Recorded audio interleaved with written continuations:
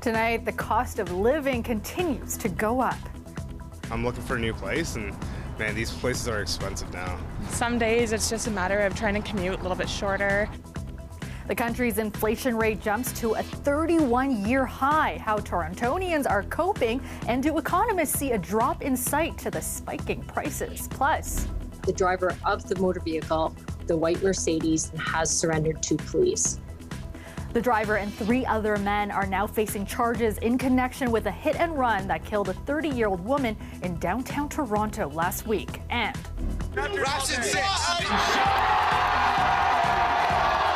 Raptors fans hoping their energy will lift the team to a pivotal win on home court tonight in Game 3 against the Philadelphia 76ers. Good evening, I'm Kelda Yoon. Canada's inflation rate has made another significant jump, hitting 6.7% in March. Now, that is the highest it's been in 31 years, surpassing even economists' expectations. And across the GTA, people are definitely feeling the pinch. Our Jessica Ng has more on how residents are coping with the soaring costs and whether we can expect a drop anytime soon. This is a drastic concern for me at the moment. Prudence Quammen is mom to 15-month-old Serena Dior. Quammen, who lives in Markham, says recent price increases are making being a new parent even harder. I am not able to save at all because the immediate needs are consuming almost 30%. Today, Statistics Canada announced inflation has spiked to its highest rate in 31 years, a whopping 6.7%. We see COVID, we see the Russia-Ukraine war, so there's some historic factors behind these big increases. Over the past year, gas prices have gone up close to 40%.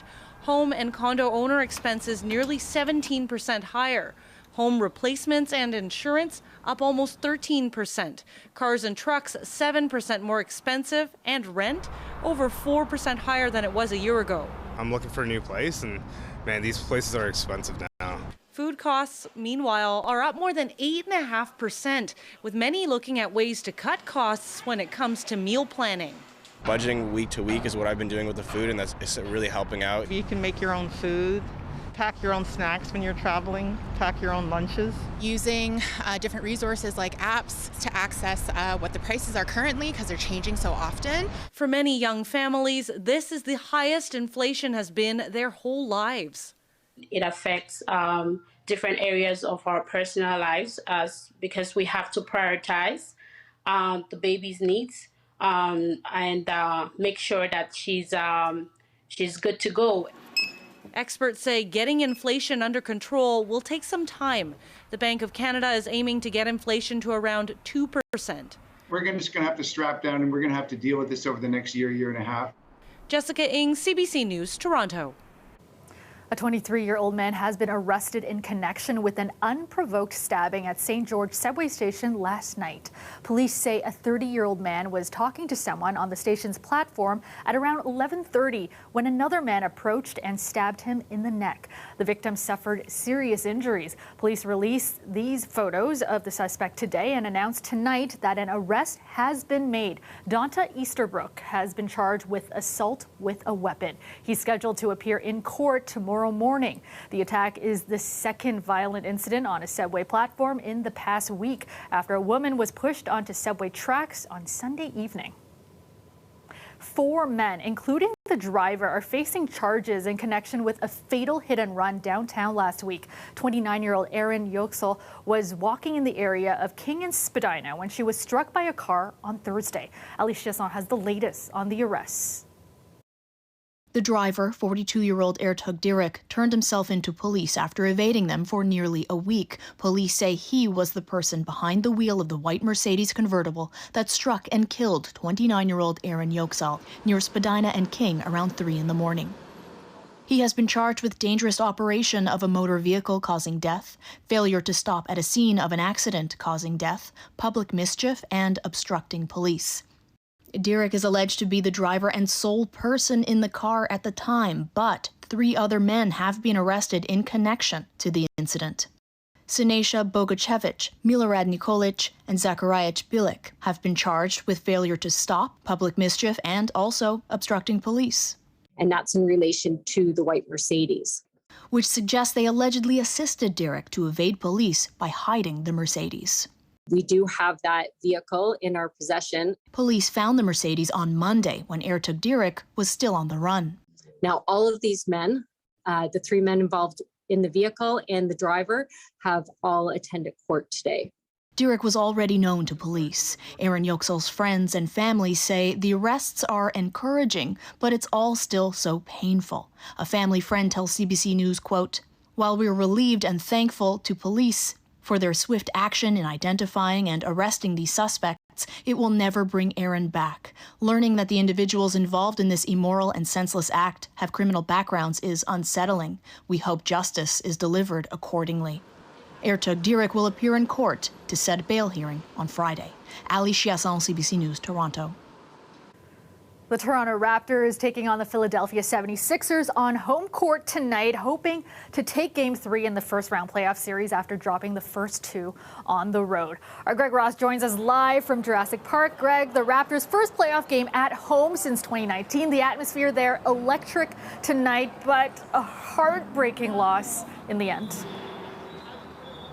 Yeah, Kelda, I mean, the good news is the Raptors played a much better game tonight than they did in the first 2 games of this series. The bad news is the end result was the same. The Philadelphia 76ers win the game by a final of 104-101, and they take a commanding 3-0 lead in this best-of-7 series. Now, the Raptors came flying out of the gate, and they may have been feeding off of that energy that you were talking about inside Scotiabank Arena, because they looked very good early on in this game. In fact, in the first half, they led by as many as 15 points. But Philadelphia would start to chip away at that lead. The Raptors didn't trail in this game. In fact, for all of regulation, Philadelphia would tie it in the 4th and force overtime, and it was in that extra frame that Joel Embiid, the Philadelphia 76ers superstar, would hit a shot with less than a second to go on the clock. It was a 3-pointer, and that was the final dagger in this game as Philadelphia would hang on to win it. And you could see the energy just suck right out of this building and right out of this square here, Jurassic Park. I mean, it just deflated the fans that were here watching this game. We spoke with some of them afterwards. That was a stupid shot, the last shot they took. Joel shouldn't have made that. Shouldn't have made it. That was devastating. I was right there in the square. You went from an all-time high all the way to an all-time low. It was just horrible. Like, everyone quieted down right when he made that last shot, Embiid, and it just sucked, to be honest with you. It was super hard to watch that, especially in the last minutes. Yeah, the last minute, yeah, but we're going to get them next game. Even though we work hard, we're ready for next game, Raptors. Best out of 4. Best out of 4. Let's go. We've heard some fans saying Raptors in 7. That's the only way the Raptors can win this, if they can win the next 4 games. And their first opportunity to do that will be here on Saturday in Game 4. The Raptors are facing elimination in Game 4 of this series. Now, they may have their rookie sensation Scotty Barnes back in the lineup. We saw him take the shoot-around this morning with the team. He was walking without a limp. He obviously wasn't well enough to play in this game. He sprained his left ankle in Game 1 of this series. Wasn't well enough to play here in Game 3. We'll see if he is recovered enough to try and help this Raptors team in Game 4 as they face elimination against the Philadelphia 76ers. They need to win that game to avoid being swept, Kelda. All right, we're still in it. We're still in it. All right, thanks so much, Greg. That's our Greg Ross live for us tonight. Meteorologist Colette Kennedy joins us now with a first look at the forecast. And Colette, nice change today. Beautiful sunny skies and temperatures reaching double digits. Yeah, it took us a little while to get there, but in those late afternoon hours, we did hit up to 10 degrees. And of course, all that sunshine feeling pretty good. 10 degrees for St. Catharines, Kitchener, at Peterborough as well. So there are a few of those double digits on the board for us. And we'll get there handily for tomorrow's daytime highs. But what's ahead? Well, a change in those sky conditions. So cloudiness has been moving in. We're going to see the rain showers through the overnight developing towards Windsor, Chatham-Kent, pushing towards London, and then on the edge of the GTA by about 5 a.m. So moving in towards 6. Yes, for that morning commute Here it is 7 and will be past the downtown core. That carries on through the morning hours. Then into the afternoon, this is just past the lunch hour, drying out, still some scattered showers just kind of tagging along behind this system, but clearing for southwestern Ontario, and late afternoon we will be clearing elsewhere and the sun coming out. So we'll probably end up with about 4 or 5 hours of some sunshine tomorrow, even though we start the day off with all that rainfall. Temperature 5 degrees tonight, 16 tomorrow for that daytime high. Wow. Thanks so much, Colette. The travel nightmare for Canadian Sunwing passengers is dragging into its 3rd day. A cyber attack targeting the check-in system is continuing to delay flights. Sunwing now getting help from other airlines to try and clear that backlog. And as Sarah Levitt tells us, for stranded passengers, help can't come soon enough. Our flight has been delayed 4 times so far. It was a blissful week's vacation in Punta Cana, celebrating a friend's 50th. But Lynn Moore was supposed to leave Tuesday. She's one of the thousands of people affected by a hack of Sunwing Airlines' check-in server earlier this week. We have pets and we have family at home. We all have work to go back to. We're running out of medication. Moore's not the only one. A Facebook group for the resort has people appealing to others for spare meds. At first it was funny because it's an extra day in Punta Cana. But Ryan Parenti is also stuck in the Dominican Republic. His flight has been delayed 8 times. We have no faith when we get to the airport. Every flight that we've been looking at every flight in and out of Punta Cana and Toronto, and they're all delayed. In a statement, Sunwing says the issue lies with a third-party server that was compromised. Cyber experts say all signs point to a ransomware attack, and there's no easy, fast fix. There's an investigation process that happens, which could take days and sometimes weeks, depending on the size of the organization. They want to find out who is patient zero. In the meantime, the airline says most delayed passengers will be compensated, a requirement under federal rules, though the amount depends on how long the delay is. At Toronto's Pearson Airport, the only detail that matters to passengers is when their flight will actually take off. We went back and forth 3 times because they keep changing the time, the flying time. You try to call, you just can't get through to anyone to figure out what's going on. Frustration for what's meant to be a relaxing vacation. Sarah Levitt, CBC News, Montreal. Nearly 100 workers at Toronto's busiest transit hub have walked off the job. They're described as the air traffic controllers of the rails. Now, so far, it hasn't caused any delays at Union Station, but as Talia Ricci reports, there are worries that may change. We want fair wages! They're responsible for signal maintenance and train control at the Union Station rail corridor, and they walked off the job just after midnight.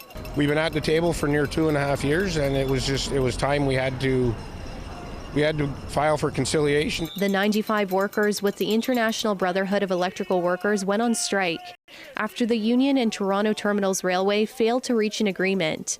The workers say their employer drew a line on what they were willing to offer in wages. The 3% raise for 2022, is far below the rate of inflation, and we don't believe it's unreasonable for what we're asking.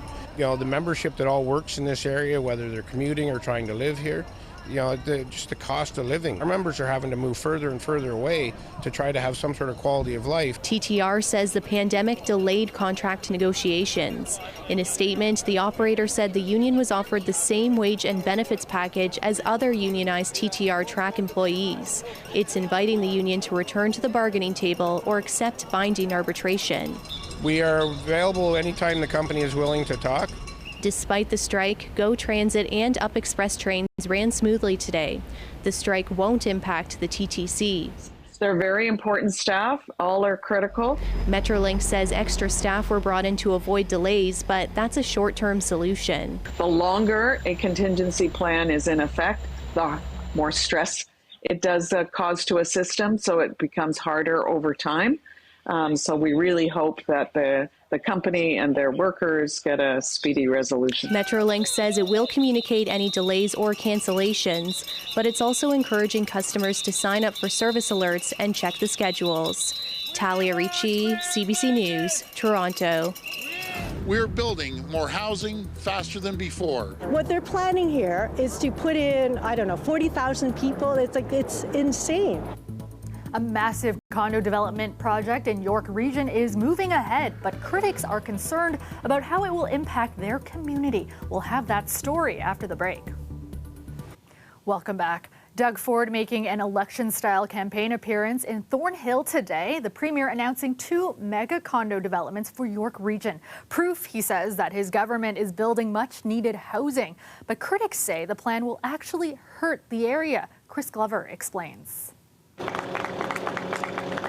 At a campaign-style event in Thornhill, Doug Ford hops off heavy construction machinery and right into attacks of previous governments. They did study after study, but at the end of the day, they got nothing, absolutely nothing done. Ford officially announcing 2 condo communities of 40,000 units in Markham and Richmond Hill. And they will help bring the dream of home ownership closer to more Ontarians. Up by Highway 407 near the Yonge North Subway extension, together they'll bring 67 high-rise buildings, some 80 stories high. So we're here to protest the incursion into our community. Alice Young is one of about a dozen local people who turned out to protest. The condo towers were made possible by a special order from the provincial government that went through just before Good Friday. Who does that on a long weekend? It's a government that's trying to hide its actions. Ministerial zoning orders allow the province to skirt municipal processes. A recent Auditor General report found Ford's government used the fast-track method 44 times in a 2-year span.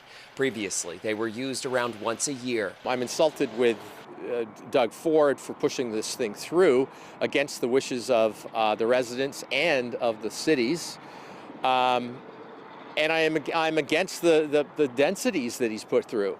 I understand why they did it, but it's all political, and it was all driven for this particular election.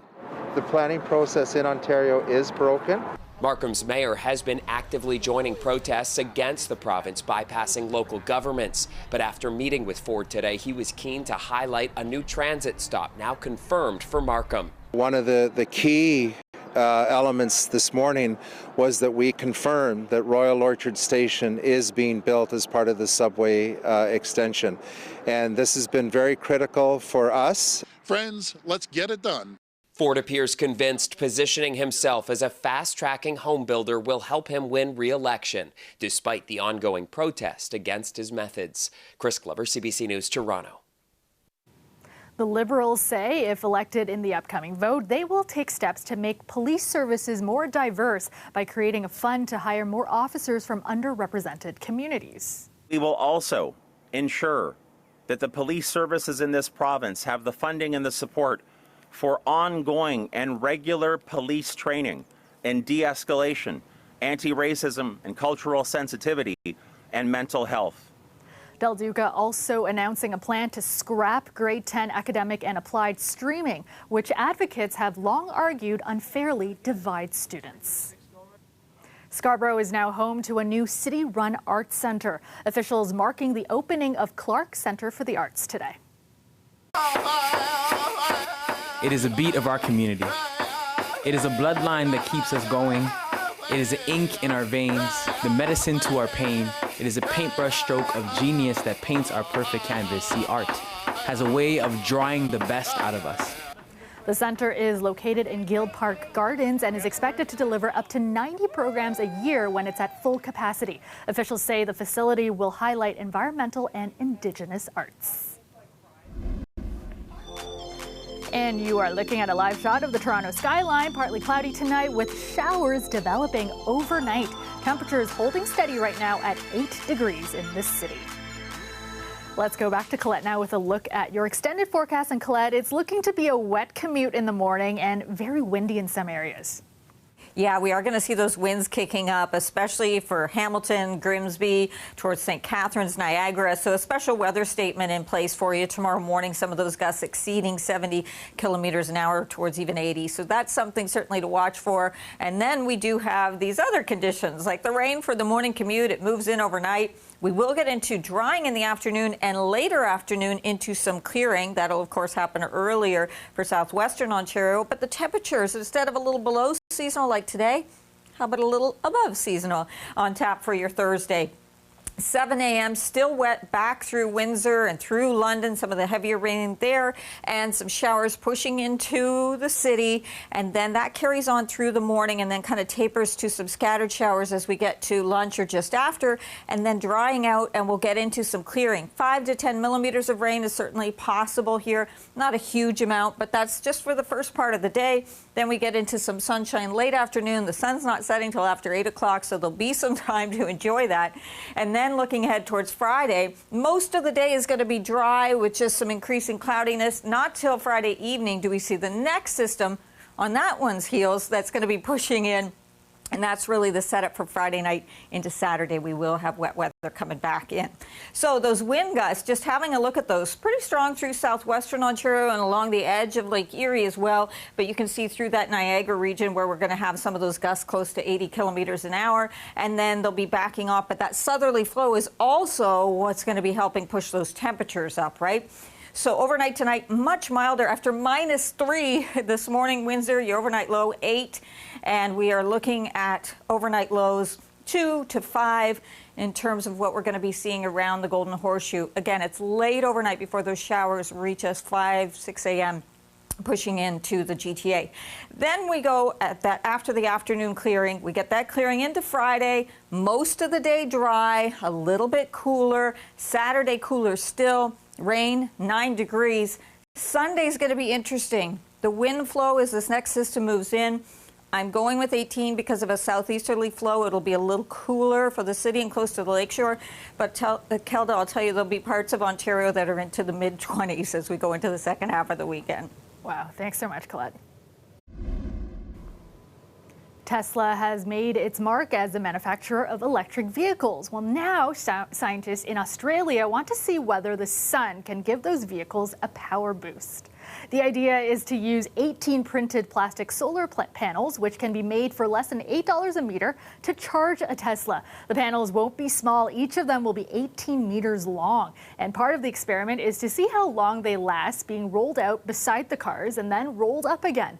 If all goes well, the panels will go into service in September, when the test Tesla will head off on a 15,000-kilometer trip, stopping at dozens of schools along the way. The scientists say they hope Tesla founder Elon Musk hears about the project. And that's our show for you tonight. Thank you so much for watching. I will see you back here tomorrow night at 11. Have a great night.